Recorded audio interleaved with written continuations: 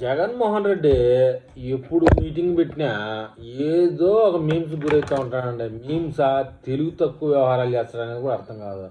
మొత్తానికి మొన్న పెట్టినటువంటి మీటింగ్లో పోయిందేమో చేపల రైతుల్ని ఆదుకోవడానికి పోయాడు. మాట్లాడడమేమో సీదిరి అప్పలరాజు కొడుకు చేసిన యాక్సిడెంట్ విషయంలో మాట్లాడాడు. ఈ విషయాలన్నీ చూస్తే నిండు ప్రాణం పోయినా కూడా పశ్చాత్తాపం లేదండి జగన్మోహన్ రెడ్డికి. ఒక కుటుంబం రోడ్డున పడిపోయిందే, వాడిని చంపేసేవరా, వాడికి ఏదైనా ఆర్థిక సహాయం చేయరా అని చెప్పి సలహా ఇవ్వలేదండి సీదిరి అప్పలరాజు జగన్మోహన్ రెడ్డి. అయితే సీదిరి అప్పలరాజు కొడుకు 18 ఏళ్ళు పిల్లాడే అని తప్పును సమర్థిస్తూ మాట్లాడతారు జగన్మోహన్ రెడ్డి. ప్రమాదాలు జరుగుతూ ఉంటాయని చెప్పి నేరం నుంచి తప్పించుకుంటారా అని ప్రజలు ప్రశ్నిస్తున్నారండి. మొత్తానికి సీదిరి అప్పలరాజు కొడుకుని 18 ఏళ్ళు ఉన్న వయసు వాడు యాక్సిడెంట్ చేసి వాడిని సన్మానించాల్సి పోయి, వాడిని పొగడాల్సింది పోయి ఈ విధంగా పోలీస్ కేసులు పెడతారని చెప్పి విమర్శించినట్టుగా ఉందండి.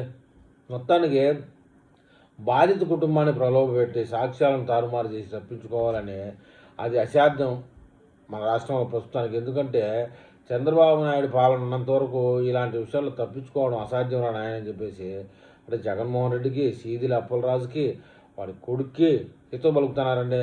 ఇప్పుడు సీదిరి అప్పలరాజు కొడుకుని వేటాడుతున్నాడు, ఎక్కడున్నాడని దాంకొని తిరుగుతున్నాడు చూడు. అదే జగన్మోహన్ రెడ్డి సీదిరి అప్పలరాజు విషయంలో చేసింది నీ కొడుకు తప్పు, పోయి ఏదన్నా వాళ్ళ కుటుంబాన్ని ఆదుకొని వాళ్ళని మంచి చేసుకొని ఏదో సహాయం చేసి మంచి చేసుకోరా అనకుండా ₹1,00,000 ఇచ్చారనండి వాళ్ళ కుటుంబానికి.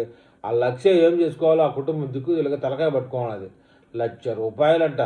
మరి దీని మీద మన ఏపీ ప్రజలు ఏమైనా కామెంట్ చేస్తారు చూద్దాం.